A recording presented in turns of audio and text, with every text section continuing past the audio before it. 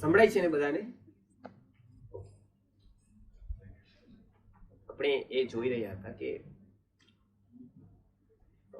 ગર્ભમાં કેવી કેવી અસરો થાય છે કે ગર્ભસ્થ શિશુને, કે સામે આપણને જે ચિત્રો જોઈએ છીએ, જે સાંભળીએ છીએ, એટલે સારું સાંભળવું, સારું જોવું, કેટલીક આઘાત લાગે એવી વાત ન જેવી, જેવી રીતે શોક છે તો શોક ન કરવો એ સમયે. એટલે આપણે ત્યાં કોઈનું ડેથ થઈ જતું હતું તો એમને જણાવવામાં નહોતું આવતું કે જે ગર્ભવતી છે. શું કામ? તો એમને શોક લાગે.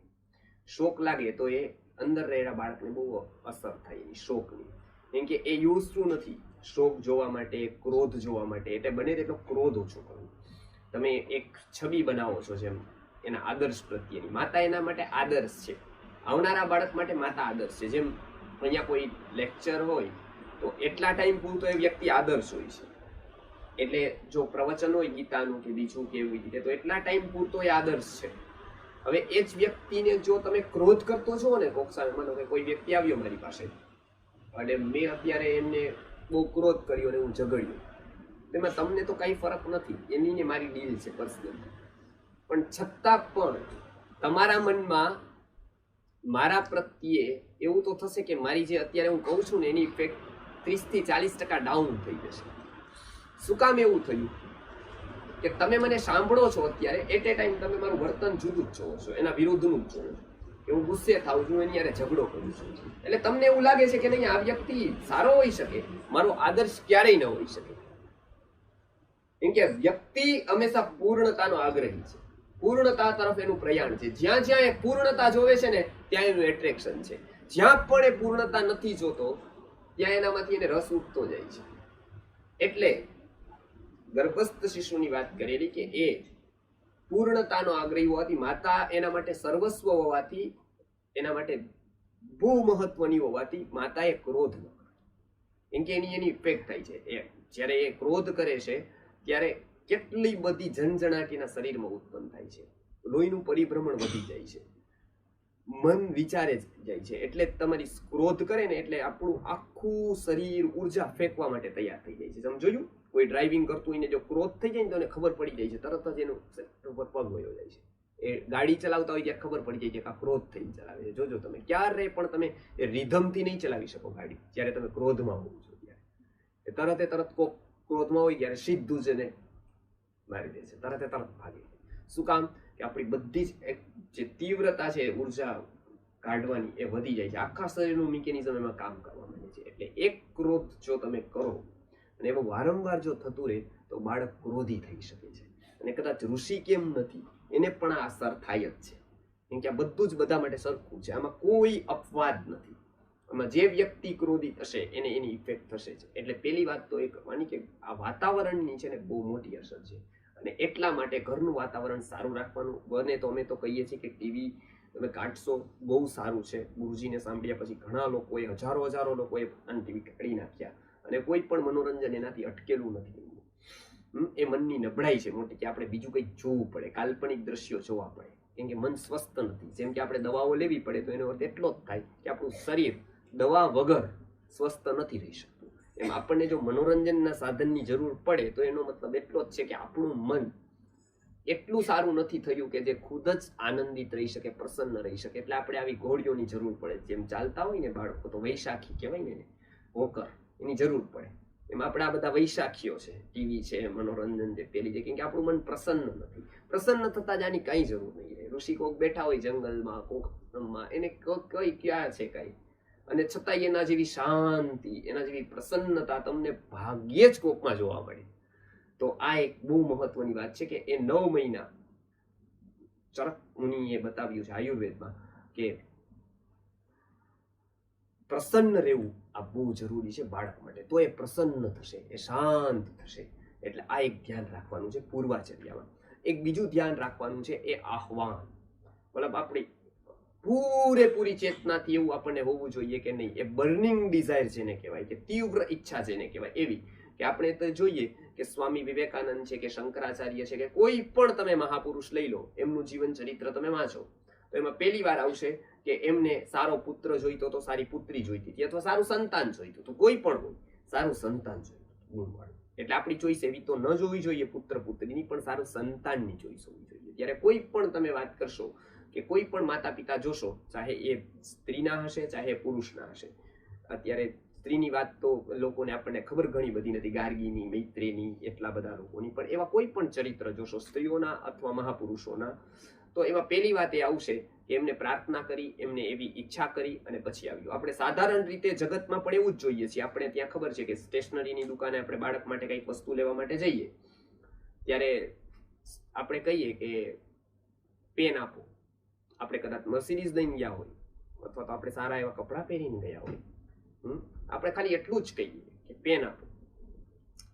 તો પેન આપવાનું કહીએ ને તો એ સીધી અત્યારે તો ઓલી તૈયાર થઈ ગઈ છે 2 કે 3 રૂપિયા વાળી, સીધું એ બર્નલ લઈ આવે અને સીધી આપે. બરાબર, ત્યાંથી એ શરૂઆત કરે એટલે આપે. આપણે કીધું પેન આપો. બરાબર, કોઈ પણ વ્યક્તિ જશે પેન આપો એટલી જ માંગણી કરશે ખાલી, તો એ 2 રૂપિયા વાળી 3 રૂપિયા વાળી આપશે. હવે કોઈ એવું કહેશે કેમ કે એમાં તો બધી જ રેન્જ છે એની પાસે, તો એ કહે પાર્કર, તો પછી એ પાર્કર કાઢશે. બરાબર, શું કામ? આપણે એને આપણી ચોઈસ બતાવી, આપણે માંગણી કરી.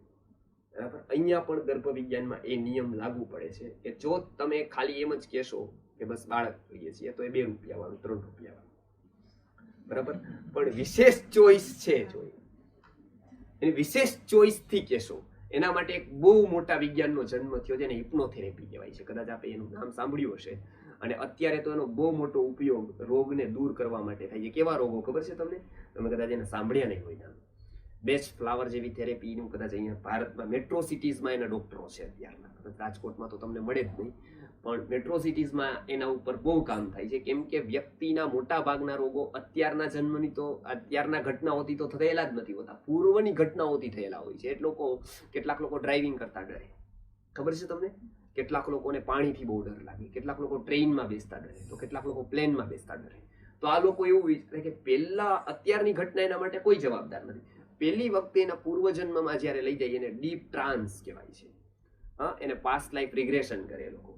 અને એ લોકો એવું જોવે કે આ પહેલાની કોઈની ઘટનામાં એને એવું એક્સિડન્ટ થયું, કાં તો એવો ડૂબી ગયો એ, બરાબર, તો એ પાણીમાં ડૂબી ગયો એટલે મૃત્યુ થઈ ગયું, એટલે પાણીમાં એ ડરતો રહેશે, પાણીથી એ ડરતો રહેશે. ડર કાઢવા માટે એની ઉપર થેરેપી કરવામાં આવે. એના થેરાપિસ્ટો છે, અને મુંબઈમાં તો ખૂબ જ છે. મુંબઈ, પુણે જેવા મેટ્રો સિટીઝમાં, બેંગ્લોર છે, હૈદરાબાદ છે, ત્યાં અમે જતા હોઈએ તો એનાથી આપણને ખબર પડે કે માઇન્ડ કેટલા સંસ્કારો ગ્રહણ કરી લે છે.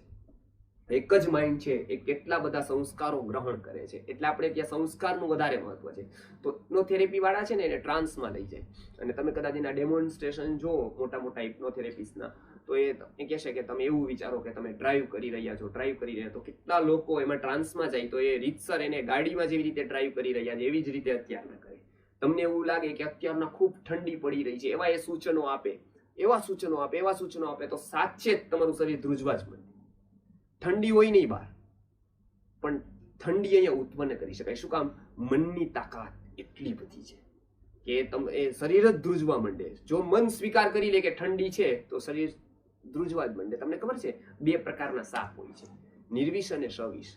આયુર્વેદમાં કીધું છે કે 90 થી 97% સાપોમાં ઝેર હોતું જ નથી. 3 થી 5% સાપો એવા છે જે એમાં ઝેર હોય છે. હવે જો એને ઝેર વગરનો પણ સાપ કરડે અને મન માની લે ને કે નહીં આ મને સાપ કરડી ગયો, તો એને ઝેર ચડે વગર ઝેર. સર્પમાં નહોતું, એને મન તૈયાર કરી દે. અને જો એ મન એવું માનવા માંડે, પૂરેપૂરી શ્રદ્ધાથી એવું માનવા માંડે કે નહીં આ ઝેર જ છે, તો ન ખબર પડતા એને શરીરમાં ઝેર તૈયાર થઈ જાય, એ વ્યક્તિ મરી પણ શકે. કેટલી મનની તાકાત છે. તો એવી રીતે પૂરા મનથી જો આહવાન કરવામાં આવે ને તો એવી વ્યક્તિ અહીંયા આવે જ છે. એટલે સૌથી પહેલું એ છે કે આહવાન કરવું. હિપ્નોથેરેપીમાં આનો બહુ મોટો ઉપયોગ થાય છે કે એનું પૂરું આહવાન કરવું. એટલે આપણે જોઈએ કે પાર્કર માગીએ કોઈ વિશેષ ચીજ છે ને એમાં વિશેષ આહવાનથી જ આવે છે, વિશેષ માંગણીથી જ આવે છે. સામાન્ય માંગણીથી ક્યારે પણ વિશેષ ચીજ નથી આવતી, વિશેષ વસ્તુ નથી આવતી. આપણે ત્યાં પણ જોઈએ કે સામાન્ય એવી વ્યક્તિ છે ને 2-5 રૂપિયા વાળી વસ્તુ વેચવા વાળી, એ આપણે ત્યાં ડોર આવે છે. સોનું છે ને એ આપણે લેવા જવું પડે છે, એ નથી આવતા કઈ લઈ લો ને પ્લીઝ ના.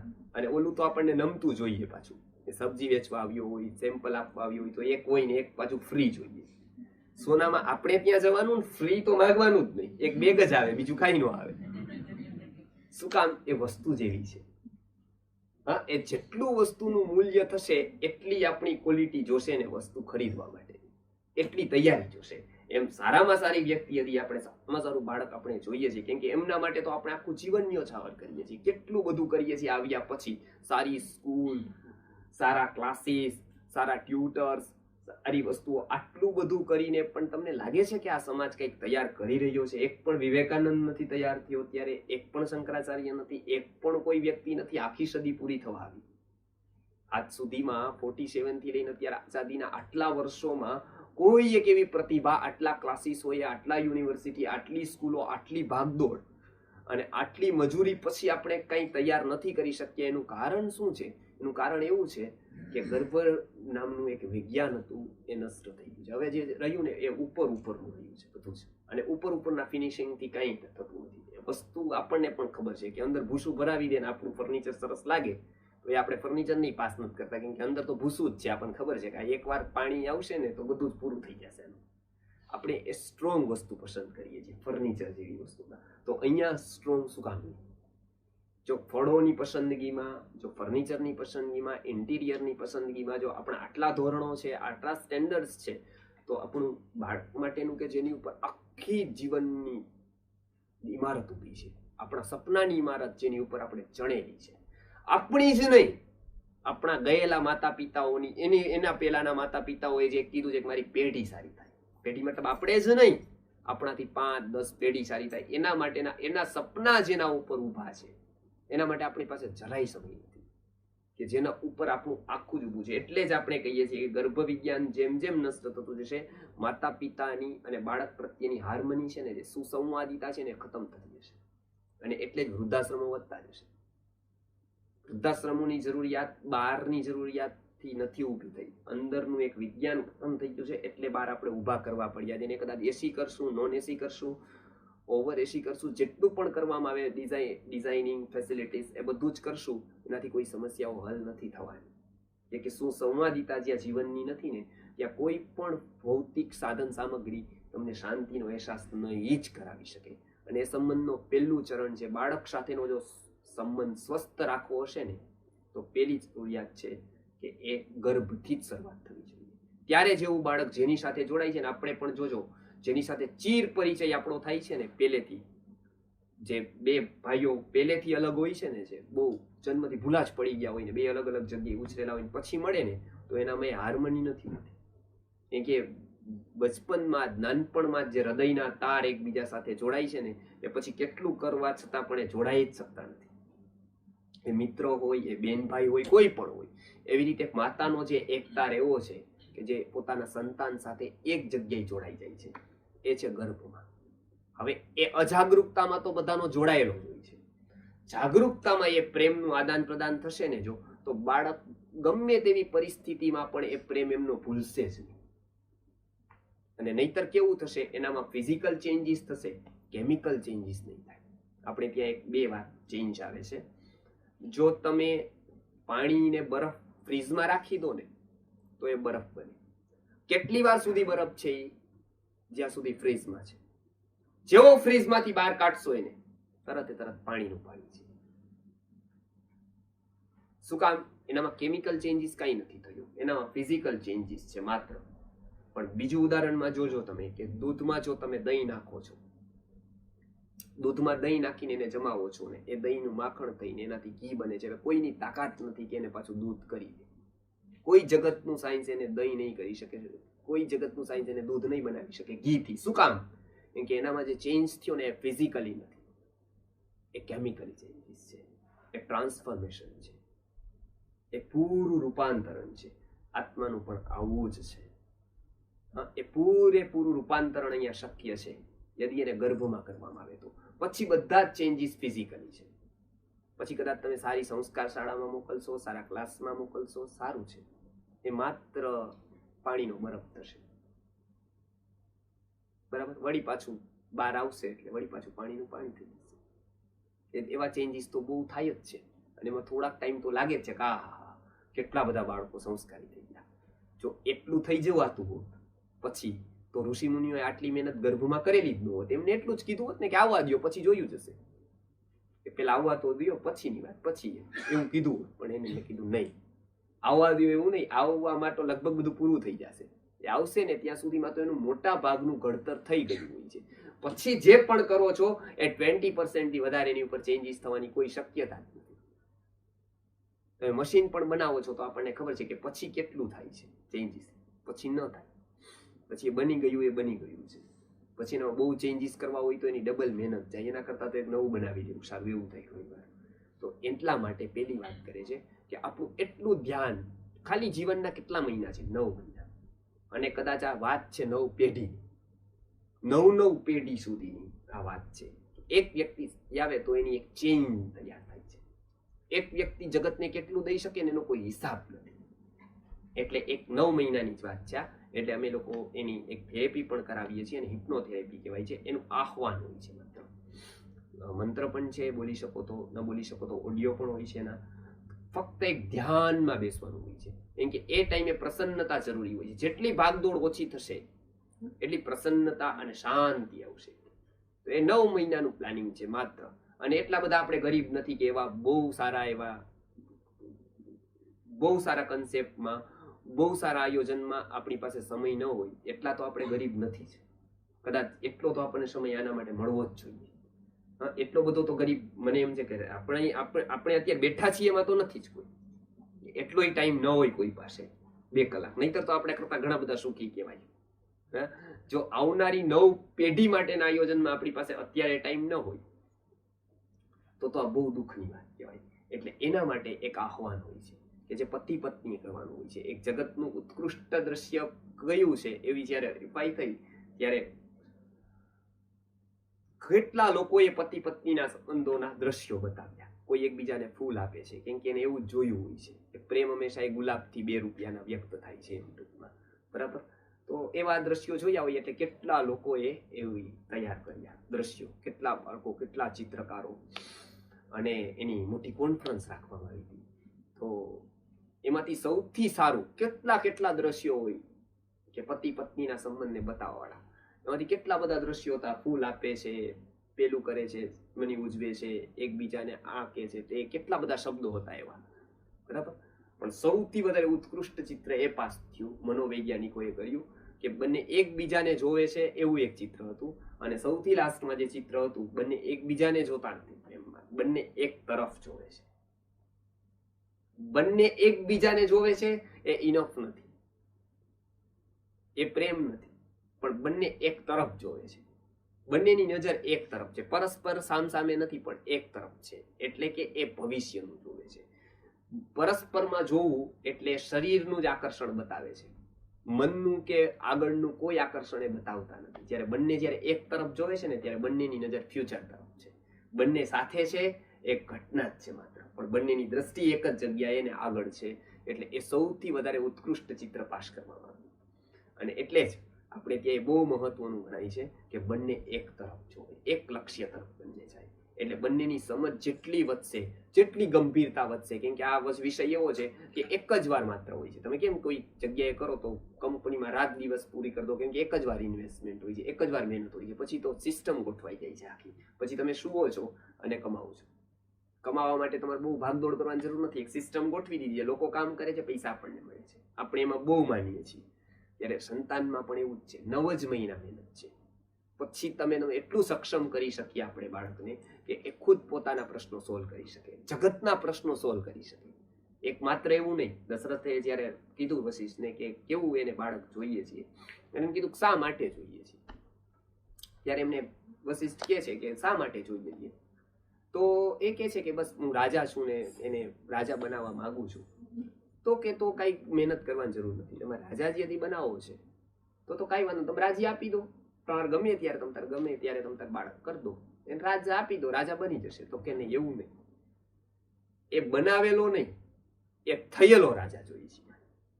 બનાવેલા તો થઈ જાય અત્યારના, તમે એને આપી દો, હેન્ડ ઓવર કરી દો એટલે એ બની જાય. કોઈ પણ હોય, મૂર્ખ હોય કે બુદ્ધિ ન હોય તો બિલકુલ, તો પણ એ બની જશે. પણ કે નહીં, થયેલો. તો એના માટે તમારે તૈયારી કરવી પડશે. તમે રાજ્ય આપીને રાજા તો કોઈને પણ બેસાડી શકો, ગાદી તો કોઈને પણ આપી શકો, પણ જો તમારે એને બનાવવો હશે ને તો બહુ વાર લાગશે.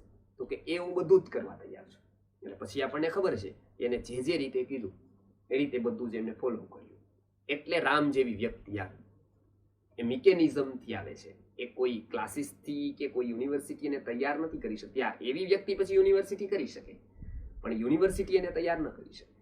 ત્યારે આ સૌથી વધારે મિકેનિઝમ એ જાણવું જોઈએ કે એ આહ્વાનથી આવે છે. એટલે એક અમે એનો ઉપયોગ કરાવીએ છીએ હિપ્નોથેરેપીમાં, અને ખાસ કરીને આપણા જે સૂચનો છે ને એ બહુ મહત્વના રહે છે. એકબીજાને આપણે સૂચનો આખા ઘરમાં જે થાય છે, તું તો આવી જ છે, આનું આવું જ છે, આનું તો સાવ એવું જ ખાતું છે, એવું જો આપણે વારંવાર બોલતા રહીએ તો બાળક ઉપર અથવા તો સ્ત્રી ઉપર એનો બહુ પ્રભાવ હોય છે સૂચનોનો. કેમ કે સેન્સિટિવ માઇન્ડ છે. ત્યારે સૂચનો આપણે કેવા કરવા? હિપ્નોથેરેપી આખું શેના ઉપર ઊભું છે? સજેશનથી. એવું કહે છે કે તમે ઓટો સજેશન આપો, એમ શીખવીએ છીએ કે નહીં હું સારી જ છું અને સારી જ વ્યક્તિ આવશે. આવું જો તમે સજેશન આપશો ને તો મન છે ને એ સેન્સિટિવ છે. આપણને ખબર છે કે એ કેટલા બધા સજેશનથી એ કામ કરે છે અને એવું જ થતું જાય છે. એટલે એક સરસ ઉદાહરણ છે એ આપીને હું આગળની વાત કરું કે આપણું મન કેવું છે કે મન જેવું વિચારે છે ને એવું ફિઝિકલી પણ આપણા ચેન્જીસ થાય છે. અને મન કંઈક ખરાબ વિચારે છે ને તો એની શરીર ઉપર, એની આપણા મન ઉપર, બુદ્ધિ ઉપર, બધા ઉપર ઇફેક્ટ થાય છે એક મનના વિચાર. એટલે આપણે જો એવા જ વિચારો કરતા રહીએ, એવા દ્રશ્યો જોતા રહીએ તો એવા વિચારોથી આપણું જીવન એવું જ બની જાય છે. કેમ કે વિચાર છે ને એ બહુ મોટામાં મોટી શક્તિ આપણે ત્યાં કીધી તો એ વિચારની છે. થિંકિંગ જો સારું છે ને તો એ વ્યક્તિ બહુ સારો છે. यदि થિંકિંગ એનું ખરાબ છે તો એ વ્યક્તિ એક ચેઇન જ ખોટી તૈયાર કરે છે. એટલે આપણે ત્યાં કીધું કે વિચાર સારા કરો, સારા વિચારવાળા સાથે રહો. આપણી કંપની પણ એવી રાખો કે જે સારા વિચારના લોકો. કેમ કે એક ખોટો વિચાર છે ને એ જીવનને બરબાદ કરવા માટે પર્યાપ્ત છે. એક જ ખોટો વિચાર, એ ચાહે કેટલી બધી વિનાશ હોય, શારીરિક, માનસિક, આધ્યાત્મિક, બૌદ્ધિક, કોઈ પણ પ્રકારનો વિનાશ છે, એકમાત્ર ખોટો વિચાર અને ખરાબ વિચાર ઇનફ છે એટલું કરવા માટે. આ એટેમથી પણ ખતરનાક છે જે વિચાર અબાવો ને. એટલે આપણે ત્યાં એવું કહેલું કે વિચારની શુદ્ધતા, વિચારની પવિત્રતા. વિચાર એક બહુ મોટી શક્તિ છે. આના ઉપર આપણે શ્રદ્ધા, આના ઉપર આપણે વિશ્વાસ કેળવીએ, વિચારની શક્તિ ઉપર. કેમ કે વિચાર જેવું કરી શકે છે ને એવું એક પણ વાત. કેમ કે એને ફિઝિકલી ને મેન્ટલી ચેન્જીસ એનાથી થાય છે. જ્યારે યુરોપમાં માઇન્ડ એવો શબ્દ નહોતો, માઇન્ડ નહોતો ત્યારે શબ્દ, ત્યારે આપણે ત્યાં મન એવો શબ્દ હતો. 17મી સદીની પહેલાથી જોશો તો માઇન્ડ શબ્દ નથી. આ માઇન્ડ છે એ સબકોન્શિયસ, કોન્શિયસ, અનકોન્શિયસ એ બધા શબ્દો પછી આવ્યા છે. માઇન્ડ શબ્દ શોધાયા પછી, એનો અર્થ શોધાયા પછી. પણ આપણે ત્યાં તો પહેલેથી એવું કહેવાયેલું છે કે મન એવ મનુષ્યાણામ કારણમ મંદ મોક્ષ. તો મન જ, મન કે જીતે જીતે, મન કે હારે હારા. એ મન છે ને એ આપણે ત્યાં પહેલેથી શબ્દ છે. એટલે રામાયણમાં છે ને એક પ્રસંગ આવે છે, કદાચ તમે જોયેલી હશે, એમાં નથી, વાંચેલી હોય તો એમાં છે આ પ્રસંગ. એ છે ને સીતા છે ને એ ત્યાં છે અશોક વાટિકામાં છે. તો એને છે ને પેલું રામનું ચિંતન કરે છે. એ રામનું ચિંતન કરે છે. તો એક ત્રિજટા છે ત્યાં એનું કેર કરવા માટે, એની કેર લેવા માટે એક સ્ત્રી છે એ રાવણે રાખેલી છે કે આની કેર કરવી તમારે, બરાબર. તો એ કેર કરવા માટે એક સ્ત્રી છે, એનું નામ ત્રિજટા છે. એ ભણેલી છે. એટલે એ એવું કહે છે કે તમે જે વિચાર કરો છો ને આખો દિવસ, એની ઇફેક્ટ તમારા શરીર ઉપર થશે. એટલે એને કીધું કે જો તમે થોડું ટ્રાય કરો કે તમે ભૂલવાનું, કે તમે રામ આખો દિવસ કરો છો તો જો એવું થશે તો કીટ ભ્રમર ન્યાય છે કે ઈયળમાંથી ભમરો કેમ બને છે? ઈયળ બહુ ડરે છે. ભમરાથી એટલી બધી ડરી જાય છે કે એનામાં પેલા ચેન્જીસ મનમાં આવવાના શરૂ થઈ જાય છે અને પછી બોડીમાં આવે છે. બોડીમાં આવતા ઈયળ શું થઈ જાય છે? ભ્રમર થઈ જાય છે. એટલે કીટ ભ્રમર ન્યાય છે કે ઈયળ આ ભ્રમર થઈ જાય છે, ભ્રમરનું ચિંતન કરે છે. તો આ વાત સાચી છે કે આવે છે ગ્રંથમાં, શાસ્ત્રોમાં. તો એ ત્રિજટા કહે છે કે જો તમે રામનું ચિંતન કરશો તો તમે રામ થઈ જશો. તો પછી તમને જ્યારે અહીંથી લેવા આવશે ત્યારે એક રામ બીજા રામને લઈ જશે, તો પછી તમે બે પુરુષ થઈ જશો. તો તમારું ચાલશે નહીં આગળ તમારું દાંપત્ય જીવન કેવું. કેમ કે તમે રામ થઈ જશો, એ રામ છે. તો એટલે તમે આ મૂકી દો, તમે એવી રીતે શાંતિથી રહો. એટલે હું તમને આપું છું. કેમ કે તમે રામ થઈ જશો. કેમ કે વિચારની શક્તિ બહુ છે અને જો તમે એના વિચાર કરે રાખશો તમે. તો સીતા કહે છે કે આ બહુ સારું એવું, તું ભણેલી છે તો મને બહુ ગમ્યું કે તે આ વાત કરી, પણ તને એક જ વાત ખબર છે કે હું એનું ચિંતન કરું છું, પણ મારું 1 વે નથી 2 વે છે. એટલે એટલે એને કીધું કેટલાકનું વન વે હોય છે, કેટલાકને બહુ યાદ કરે, પેલા કઈ હોતું જ નથી. તો એને કીધું કે આ 2 વે છે. તો એટલે કે મને ખબર છે કે રામય મારું ચિંતન કરે છે, તો છે ને હું રામ થઈ જઈશ તો વાંધો નથી કઈ, કેમ કે રામય મારું ચિંતન કરી સીતા થઈ જશે, પાછું બધા પર જ ચાલશે. ત્યારે એ વાત એ યાદ કરે, એ સમજાવે છે કે આપણે જેનું ચિંતન કરીએ છીએ ને એ વાત થઈ જાય. એટલે એક વાત, સારું ચિંતન કરવું, સારું વાંચવું. કમસે કમ અમારા ગુરુજી કહેતા હતા કે 10 પુસ્તક એવા હોવા જોઈએ, શો માટેના વાંચવા માટેના. ને 100 માટેના આપણે હમણાં 500 રૂપિયા દઈને 10 પુસ્તક લઈ આવશું, ગીતાજીના, હા, ભાગવત ને બધા રાખી દઈશું શોકેસમાં, એવા નહીં. પણ વાંચવા માટેના 10 પુસ્તક એવા હોવા જોઈએ કે જે માતા બન્યા પહેલા એ પોતાના ઘરમાં હોવા જોઈએ અને પોતે એના માટે નિયમિત અભ્યાસ કરવો જોઈએ. એટલે એ પાછું આપણે ત્યાં પેલા છે ને એવું એક વચ્ચે પ્રથા આવી હતી, તમને ખબર છે, કોઈના લગ્ન થાય ને એટલે એક રામાયણ આપે, બરાબર. કેટલાક લોકોએ એવું કર્યું હતું કે રામાયણ આપે, બરાબર, એને વાંચવા માટે, બરાબર. હવે કેટલાય વાંચીએ તો મને નથી ખબર અત્યાર સુધીમાં, પણ એને આપતા ખરા કે રામાયણ આપે, પછી એને દરરોજ વંચાવતા પેલા અડધી કલાક. એટલે અમે એવું કહેતા કે એ તમે તમારા મનથી વાંચો છો કે સાસુ કે એટલે વાંચો છો? પેલા એવા સાસુ હતા જે રામાયણ વાંચવાનું કહેતા હતા, બરાબર.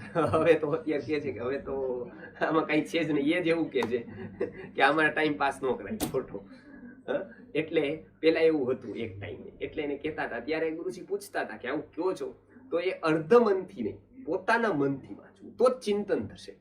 બહારના કોકના કહેવાથી દબાવથી વાંચશો તો ચિંતન નહીં થાય, પણ પોતાના મનથી વાંચવું. એટલે એવા 10 પુસ્તકો હોવા જોઈએ કે જેનાથી આપણે એનો એ ચિંતન આપણું સરસ કરી શકીએ. એટલે એક વાત એ કહેવાની હતી કે એક ચિંતન સારું કરો. બીજી વાત જે સૌથી મહત્વની છે કે જ્યારે પણ ઘરમાં બાળક આવે ત્યારે કમસે કમ ક્લેશ, ગુસ્સો, કેમ કે એનાથી જીનેટિક ઘણી બધી બીમારીઓ થાય છે. આપણે ત્યાં કેટલા બધા લોકોના અમે એવા કિસ્સા જોઈએ છીએ કે જેને આ પોલિયોને બધા તો એ વાયરસથી થાય છે, તો બહુ એટલે બહુ નાનું સત્ય છે, શાયદ એ ખોટું જ છે સાવ. એ કેટલી બધી જીનેટિક બીમારીઓ એટલે થાય છે કે એવા તંગ વાતાવરણમાંથી બાળક આવે છે. અને એ તંગ, આજે અમને ખબર છે, મેં તો એવા કેટલા બધા મારા ચિકિત્સકની લાઈફમાં 3 થી 5 વર્ષ છે, મેં રાત દિવસ પ્રેક્ટિસ કરી આયુર્વેદની, એના કેટલા બધા અનુભવો મને થયા કે જે મને રડાવી જ ગયા. ગુરુજીથી એક તો મને મળી ગયું હતું મોટી સંપત્તિ કે પ્રેક્ટિસથી કંઈક અલગ જ કમાવવું છે, પૈસા સિવાયનું. પૈસા તો બહુ નાની એવી વાત છે. ગુરુજી જે કહેતા હતા કે આનાથી જે મળવાવાળી છે ને બહુ મોટી લાઈન છે. અને તે દિવસથી એવું થયું હતું કે આ એક છોડી દઈએ તો બાકી બધું જ છે ને, બાકી જેટલું પણ કમાવે ને એટલું કમાઈ લેવું છે. તો ચિકિત્સકની લાઈફમાં એક દિવસના 70 લોકોની ઓપીડી હતી. ગુરુજીએ જ્યારે મને સોંપ્યું ત્યારે પુણે, મુંબઈમાં, જ્યાં એમના કેન્દ્રો હતા ત્યાં હું સંભાળતો હતો. તો કેટલા બધા બાળકો પોલિયોના એ પેશન્ટ આવે ત્યારે અમે જ્યારે એને માઇક્રો લેવલ ઉપર એનું ડાયગ્નોસ કરીએ ત્યારે અમને જાણવામાં આવતી હતી કે આનું કારણ આ જીવનભરની અપંગતા આ 2 વ્યક્તિના ઝઘડાએ આપેલી છે. આ એક તમારી જીદ્દે ને જીવનભરની અપંગતા આપી દીધી. આ કયો શાપ તમે એને આપી દીધો? એક શાપ કોક આપતું હતું આપણે રામાયણ મહાભારત કાળમાં, તો એક વ્યક્તિને 10 દિવસ માટે ઊભી નહોતી થઈ શકતી, તો એની માફી માંગવા જતી હતી અને એમ કહેતો હતો જ્યાં શાપ પાછો ખેંચી લીધો, હવે તું પાછ છૂટમાં છે, મારે તને ખાલી શીખડાવવું હતું. 10 દિવસમાં એ વ્યક્તિ થાકી જતી હતી. હવે આપણામાં તો એવી તાકાત નથી કે આ શાપને પાછો ખેંચીએ. એક પણ દવા એવી નથી. અમે થાકી જતા હતા રીતસર દવા કરતા ત્યારે એક પણ 10%થી વધારે અમે એને રિઝલ્ટ નહોતા આપી શકતા, કેમ કે એનું કારણ આ દવા દૂર કરી શકે એવું નહોતું. એનું કારણ તંગ વાતાવરણ હતું. એ તંગ વાતાવરણને દૂર કરવાની તાકાત આ ગોળીમાં નહોતી. અમે જોતા હતા આ ગોળીનો ચમત્કાર, અને આ ગોળીની મર્યાદા પણ એટલી જ જાણી લીધી હતી અમે કે આ ગોળીનો ચમત્કાર પણ છે, એ પેટનો ગેસ દૂર કરશે, વાયુથી થનારા રોગ નક્કી દૂર કરી દેશે, પણ આ ગોળીની એટલી તો મર્યાદા છે જ કે એક તંગ વાતાવરણમાંથી આવેલા બાળકનો એક પગ, એક નસ સરખી નહીં કરી શકે. કોઈ પણ જગતની દવા આ કરવા માટે સક્ષમ નથી જ. એટલે કમસે કમ કંઈ સારું ન આપી શકો બાળકને, આવું તો કંઈ ન જ આપતા. એ જીવનભરનો અભિશાપ એને લાગી જશે. એટલે અમે હંમેશા જાગરણ કરવા માટે આ વાત કહીએ છીએ કે ગર્ભમાં જે તંગ અવસ્થા છે એ ટાઈમે યા તો એ તો કન્સીવ ન કરવું, અને યા તો પૂરી પ્રસન્નતા વાળું વાતાવરણ છે, ભક્તિભાવ વાળું વાતાવરણ છે, સારું વાતાવરણ છે, સારી જગ્યાઓમાં તમે આવવા જવાનું રાખો. એટલે આજે જેમ ડાયનોસોર લુપ્ત થઈ ગયા એની આપણને ચિંતા છે, સિંહો લુપ્ત થવાને આરે છે આજે, એની ચિંતા છે. પણ આવા આશ્રમો તો આજ લુપ્ત જ થઈ ગયા, જેની કોઈ ચિંતા નથી. આ જવું ક્યાં? 9 મહિનામાં તમને એક પણ એવું સ્થાન નથી કે ત્યાં તમે જઈને શાંતિ મેળવી શકો. ત્યાં જઈને તમને એવું લાગે કે નહીં અહીંયા શાંતિ છે. ત્યારે આજે એક પણ સ્થાન આવું બચ્યું નથી. અને આ કેટલો મોટો ખતરો છે ભવિષ્યની પેઢીઓ ઉપરનો કે આપણે એક પણ એવું સ્થાન ઊભું નથી કરી શક્યા. એ ટાઈમ રામને વખતે હતું, સીતાને દૂર કરી હતી એમને, કેટલા બધા પ્રશ્નો હતા એમને, એના સ્થાને છે. પણ સીતા પાસે એક તો એવું સ્થાન હતું, એ રામાયણમાં કહે છે કે કદાચ રામને મને દૂર કરી દીધી એનું મને દુઃખ છે, પણ મને એક વાતનું એટલું બધું સુખ છે કે વાલ્મીકી જેવાનો આશ્રમ આજે વિદ્યમાન છે. એટલે કદાચ એની એક પણ દુર્ભાવ હું આવવા નહીં ગમે. એવું એક સ્થાન તો મારા માટે છે કે જે પતિ કરતા પણ વિશેષ સ્થાન ધરાવે છે, કે કદાચ એ સંસ્કાર મને ત્યાં ન મળત ને અહીંયા આવી ગયા છે. અને આજે લુપ્ત થતા થતા આજે એક એવું સ્થાન બચ્યું નથી. એટલે અમેરો જે પ્રયત્ન છે ને એવું સ્થાન ઊભું કરવાનું છે. અને એ કોઈ ફિઝિકલી સ્થાન નથી ઊભું કરવું, એ એક વૈચારિક સ્થાન ઊભું કરવાનું છે. કોઈ એવું ન સમજીને કે ફિઝિકલી બહુ મોટું સ્થાન તૈયાર કરે છે, પણ એવું વૈચારિક સ્થાન ઊભું કરવાનું છે. એટલે સૌથી પહેલી વાત એ આવે છે કે તંગ વાતાવરણમાં ક્યારે પણ કન્સીવ ન કરવું. અને કન્સીવ થયા પછી ઘાતક ભાવોમાં પહેલો છે ક્રોધ, ઈર્ષ્યા. ક્યારે પણ ઈર્ષ્યાથી દૂર રહેવું. કોઈને કદાચ કોઈક સારું મળી ગયું હોય તો હંમેશા એ રાખવું કે એનું પુણ્ય હશે. પુણ્ય વગર કોઈ પણ વ્યક્તિને સારી વસ્તુ ક્યારે પણ મળે નહીં, મળેલી ટકે નહીં ક્યારે. અને મારું જો પુણ્ય હોય તો જગતની કોઈની તાકાત નથી કે મને કોઈ વસ્તુ સુધી પહોંચવા માટે રોકી શકે. એટલે આ એક વિચારધારા જો આપણી દ્રઢ થઈ જાય ને તો ઈર્ષ્યા આપણી ખતમ થઈ જશે. અને જો જીવનમાં એક ઈર્ષ્યા જ ગઈ ને તો કેટલું જીવન હાર્મનીથી શાંતિથી ભરાઈ જશે. આ એક વાયરસ છે બહુ મોટો. ઈર્ષ્યા ખાલી મંથરામાં હતી એવું નથી, એ સેન્ટ્રલાઇઝ હતી રામાયણ કાળે. આજે ડિસેન્ટ્રલાઇઝ થઈ છે. આજે હરેક ઘરે છે. કોનું લખવાનું? પેલા તો ખાલી રામ રાજ્યમાં એકાદી મંથરા હતી, એ સેન્ટ્રલાઇઝ હતી, એટલે ખબર પડતી હતી લોકોને એક છે આખી અયોધ્યામાં. આજે તો ઘરે ઘરે છે. તો એવી ઘણી બધી એવા લોકો છે કે જે ઈર્ષ્યા, તો ઈર્ષ્યાનો ભાવ ના હોય, બાળકને બહુ આક્રમક બનાવે છે. એ જોઈ નથી શકતો બાળક કોકનું.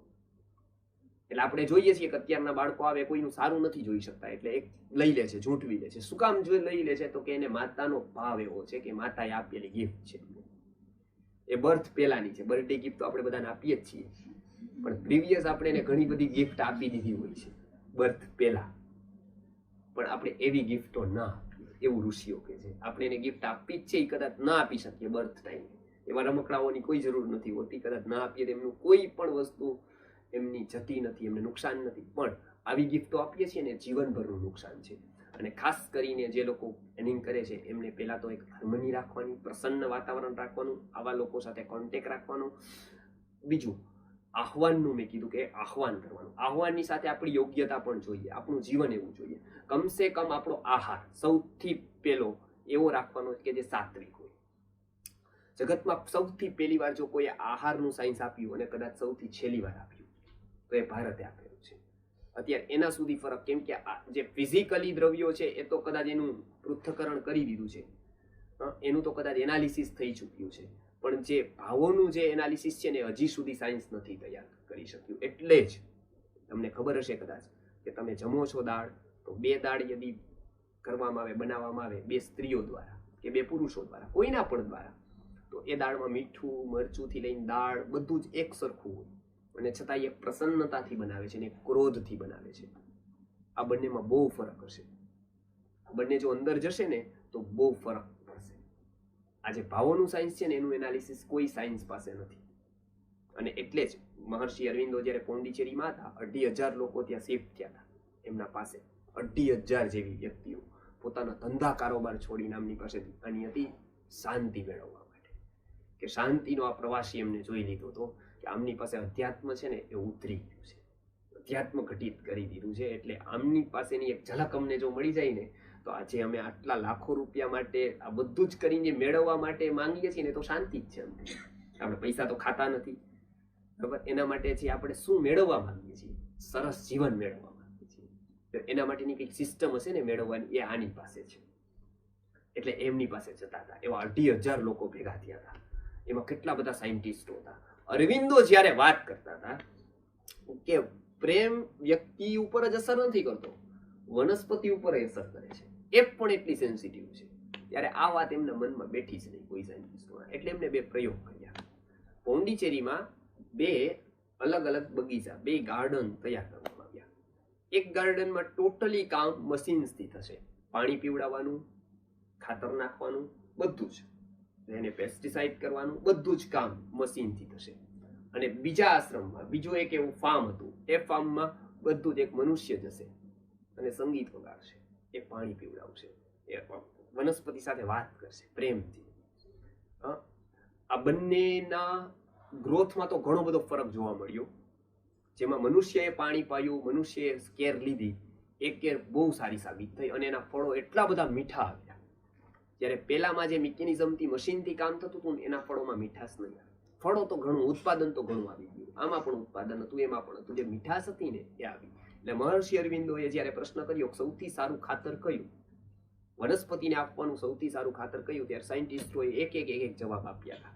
એક તો પેલી બાજુના ખાતર ગણાવતા હતા મોડર્ન રાસાયણિક, અને એક તો ઓર્ગેનિક ગણાવતા હતા કે આ અરવિંદોએ કીધું કે આ બધા જ અર્ધસત્યો છે. તમે હજી ભણ્યા ને એ કેવલ લાઈનો ભણ્યા છો, બિટવીન ધ લાઇન્સ તમે નથી ભણ્યા. એકઈ સાયન્ટિસ્ટો બધાને લાગ્યું કે બિટવીન ધ લાઇન્સ શું છે, તો એમને કીધું કે હ્યુમન ટચ. આ છે ને વનસ્પતિ માટે સૌથી મોટું ખાતર છે, હ્યુમન ટચ. જો હ્યુમન ટચ વનસ્પતિને જોઈએ તો હ્યુમનને ન જોઈએ, તો માણસને ન જોઈએ. તો આ સૌથી મોટી એ વાત છે કે હ્યુમન ટચ આપીએ. એટલે આપણે અત્યારે જડતા તરફ જઈએ છીએ, મશીન્સના વધારે ઉપયોગ કરીએ છીએ, કોમ્પ્યુટર્સના, ટેકનોલોજીના તરફ જઈએ છીએ. એક હ્યુમન ટચનું મહત્વ છે. એટલે આપણે એ 9 મહિના, 10 મહિના, વર્ષથી 1.5 વર્ષ સુધીનું એવું પ્લાનિંગ કરીએ કે આપણી શાંતિ, પ્રસન્નતા રહે ને એવું વાંચન કરીએ, એવું ચિંતન કરીએ. એ બહુ મહત્વનું છે. એવું વાતાવરણ બનાવીએ. શું કામ ન બને? એક ઘરમાં કદાચ એવું વાતાવરણ શું કામ ન બની શકે? કદાચ આપણે એક જો ફેક્ટરી ઊભી કરી શકતા હોય, સ્વયં શિસ્તથી ચાલે એવા માણસો ઊભા કરી શકતા હોય, એને વ્યસનો છોડાવી શકતા હોય, તો આપણે જેવી તાકાત તો કેવી કહેવાય આપણામાં. આપણે આપણા 5-10 કુટુંબમાં તો એવું કરી જ શકીએ, એવો સ્ટાફ આપણે તૈયાર કરી શકતા હોય. એટલી આપણામાં જો તાકાત છે, એવું તો કરી જ શકીએ કે કદાચ આ 10 મહિના કે 1 વર્ષ, 1.5 વર્ષ, અને કદાચ આખી જિંદગીનું થઈ જશે તો તો કેટલી મોટી ક્રાંતિ થશે. પણ કદાચ ન થઈ શકે તો 1-1.5 વર્ષ સુધી સારું વાતાવરણ આપીએ. તંગ વાતાવરણ બાળકને બહુ નુકસાન કરે છે. પરસ્પરના ઝઘડાઓ જેટલા છે એટલા પોટલું વાળીને મૂકી દઈએ 1 વર્ષ સુધી. 1 વર્ષ સુધી આપણે એના વિશે કઈ વાત જ નથી કરવી. જેટલા વિવાદ છે એટલા બધા આપણા 1 વર્ષ સુધી ફાઇલો ઉપર ચડાવી દઈએ છીએ. કોર્ટમાં કરે છે ને કે 1 વર્ષ પછી ચુકાદો, ત્યાં સુધી એઝ ઇટ ઇઝ, જેસે થે વેસી સ્થિતિ, એવું આપણે કરી દઈએ કે જે પેલાના છે, પછીના છે, કઈ 20 વર્ષ જૂની યાદ છે, 10 વર્ષ જૂની છે, 5 વર્ષ પહેલા તમે આમ નહોતું કીધું, એમને એમ નહોતું કર્યું, અને આમ કર્યું હતું, અને આમ કહી દીધું હતું, આ બધું જ ભૂલી જઈએ. આ બધા જ મનના વાયરસ છે. આ ડિટેક્ટ નહીં થાય કોઈ મશીનમાં. જોજો, જેવી રીતે કેટલા બધા વાયરસ છે ને ડિટેક્ટ થઈ જાય છે, અને એના કારણો ખબર પડી જાય છે, અને એને મારવા માટેની એન્ટીબાયોટિક્સ પણ તૈયાર થઈ ગઈ છે. પણ આ વાયરસ ડિટેક્ટ નથી થતા. આ વાયરસ મનમાં હોય જ છે, કેમ કે એના માટેનું હજી મશીન જ શોધાયું નથી. એટલે સૌથી પહેલી વાત આયુર્વેદે કરેલી છે કે પહેલાનું ભૂલી અને નવા જીવનની શરૂઆત છે. અહીંયા પેલું હંમેશા કુદરત જૂનું કઈ યાદ નથી રાખતી. એકવાર પાનખર જાય છે ને વસંત તરત આવી જાય છે, પછી એ વૃક્ષને યાદ નથી કે પાન ક્યાં ખેરવી દીધા. અમે નવા આવ્યા એનો સ્વીકાર તો જ કરી શકે છે કે જો એને જૂના ખેરવ્યા ને એને ભૂલી જાય છે. જીવનના પણ એવા કેટલા પાન છે આપણા, કેટલા પત્તા એવા ભરેલા છે કે જે ભૂલી જવામાં જ શાણપણ છે. એને યાદ કરવામાં શાણપણ નથી જ. આપણે ઘા હોય ને એને પેક કરી દઈએ છીએ, એને વારંવાર ખોલીને જોતા નથી કેટલું રૂઝ આવ્યું. એ ઓટોમેટિક રૂઝ કુદરત લાવે છે. એટલે એવું રાખવું કે મનને હંમેશા પ્રસન્ન રાખવું. એકબીજાએ જે પણ ફરિયાદો છે એ ફરિયાદો દૂર કરી અને પછીથી જ પ્લાનિંગ કરવું. ખાસ કરીને ચરકમુનિ જે બતાવ્યું છે, જે અદ્ભુત છે, એ હું વાત કરું છું. 4થા મહિનાની પ્રેગ્નન્સી પછીના પહેલેથી લઈ અને 4થા મહિનાનું તો બહુ ધ્યાન રાખવા જેવું છે, કેમ કે ત્યારે કલ્લલો ભવતી, ઘની ભવતી, એ બધું છે. એટલે એમાં આહાર કેવો લેવો ને એ બહુ મહત્વનું ગણાય છે. ખાસ કરીને જો ખાટો આહાર લીધો તો જીવન